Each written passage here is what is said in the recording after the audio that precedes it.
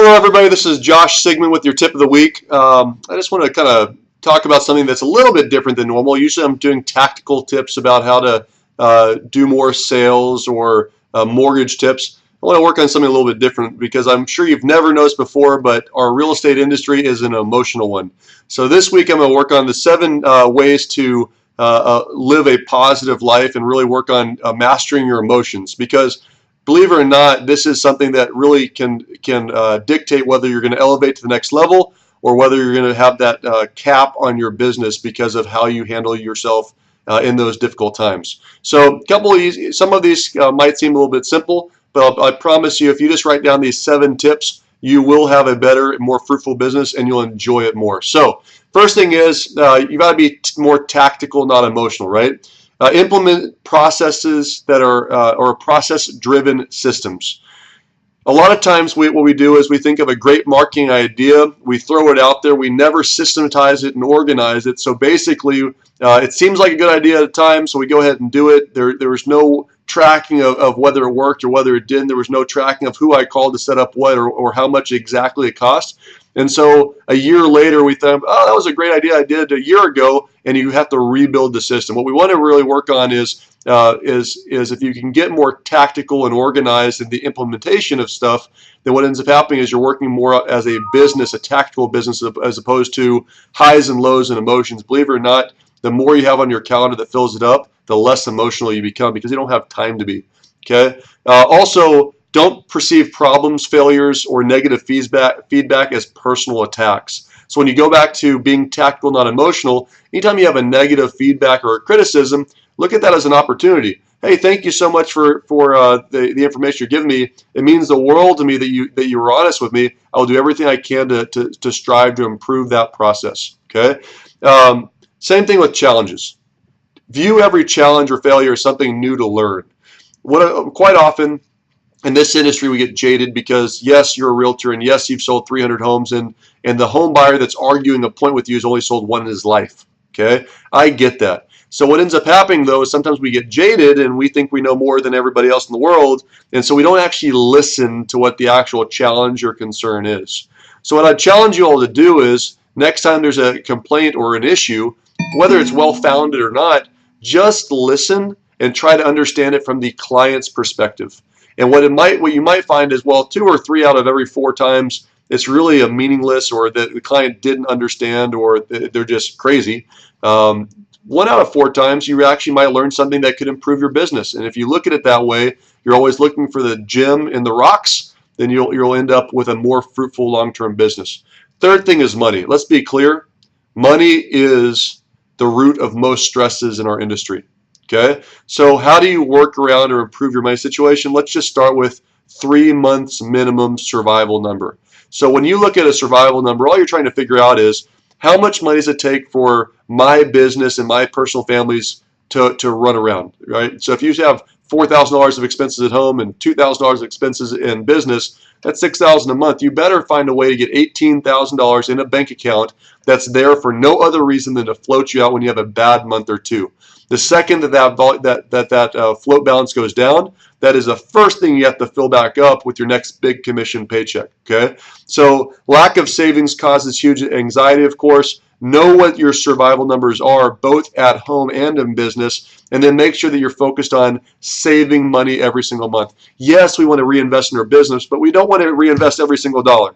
We got to save to get that cushion in there to help us with our emotions. Let's talk about time. Time is the 4th bullet point, because at the end of the day, most of us are A players and most of us can run really, really hard for a very short period of time. I've found that anytime that I've got a light at the end of the tunnel, I can sprint until I get to the end of the tunnel. In my business, what I look at is 90-day increments. I can go really hard for 90 days, but every 90 days I try to have either a long weekend or a vacation. I don't care if it's a staycation. I don't care if it's just taking a Friday or a Monday off. I don't care what it is. But every 90 days in your calendar recurring, there should be a break in your business where you're not working on your business at all. It's okay to lose a deal during that 3 or 5 days every 90 days because your sanity is worth it. And by the way, your spouse's sanity is probably worth it as well. You got to have those mental breaks. I'm not saying go spend a lot of money on vacations either. What I'm saying is get away from the business, turn the cell phone off, turn the emails off. Oh my God, did you just say that? Yes, I said that. Turn that off and be away for 3, 4, 5 days so you can recharge and come back re-energized. That also goes to being present at home. I don't care what your turn-off time is, but when you get home and you need to be present with your spouse or your kids, close the phone. Leave it in the car.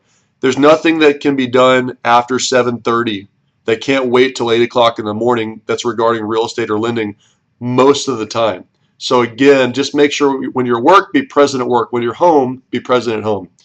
Let's talk about passions. One other thing I found that actually equalizes me in my emotions at work is just having a hobby. So when I talk about passions, you got to find something outside of work and outside of home that you can dig into and be looking forward to as a reward. You might have short-term goals. If I want to close 3 deals a month, 3 months in a row, and if I did that, then I'm going to go play this great luxury golf course that I haven't played before. Okay, and I'm going to spend $150 on that golf course instead of $50 in the normal one I play, or whatever it is. I don't care if you want to crochet or you do yoga or you do some sort of every single morning meditation, but you got to have some sort of outside thing that is a hobby or passion that's unique to you, that you can get away from your spouse, away from your significant other, away from your work, and just be you. Mine is, believe it or not, I'm a hunter. I like sitting in a tree. As a bow hunter, most of the time I never see animals because I'm a big dude. I look like a monkey hanging out of a tree.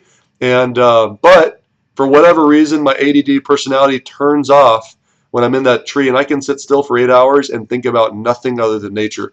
And for me, that's a huge, huge, huge blessing. So find your passion and make time for it. Okay, let's talk about the next thing to mastering emotions at business. A happy spouse is a happy work life. Okay, if you have a significant other of any kind, make sure you're investing in them as well. One thing a mentor of mine told me is, who is your number one client? And I was stupid enough to say a large sales price, or as a lender, a major realtor referred me business. And he said, you're wrong. Your spouse is your number one client. Do you treat your spouse as the number one client? If this was the biggest business venture in your life, the biggest opportunity you had in your business, the biggest possible referring partner, what would you do? How much would you roll out that red carpet for that client? And do you treat your spouse at least the same or better than that? So we know that when we have that support, whether it's a spouse or significant other, when you have that support system at home, then my God, it's so much easier to be on an even level playing field at work. We also know when it's chaotic at home, it's chaotic at work. We just bring that to the workplace. Last but not least, be a top 10%er. What do I mean by that? Dedicate yourself to greatness. It's the key to security and happiness. Write down goals that are achievable and track them day in and day out, not once a year. Track short-term achievable goals. There's something in the human psyche that when we can check something off a list, we feel good. So have 8 to 10 daily achievable goals that you're checking off. Get up. That's a good start. Work out before 7 o'clock. Eat breakfast. I hate breakfast. I force myself to eat breakfast now. Just jumpstarts that metabolism. Make 10 new calls before 9 o'clock. Short-term, small, achievable goals. When you get in that habit of doing those kind of things, what ends up happening is your mental clarity and your mental sanity just gets better. So guys, I hope this was a good tip for you. It's the end of the first half of the year. So half of your earnings is already done for the year. If you look at your first 6 months and you are not happy with your progress, your success, your income, your effort, then you've got to make some changes, because we know it takes 60 to 90 days of lead time to have an impact to your personal bottom line. If you're happy with it, congratulations. Take off some time for 4th of July with your family. Be present, be home. If you're not happy, get back to the meat grinder. Figure out what you can do to be the top 10%er of your industry. I wish you a very, very happy 4th of July. This is Josh Sigmund with Legacy Mutual Mortgage, 210-287-9119, or my email is josh@legacymutual.com. Have a blessed day. Bye-bye.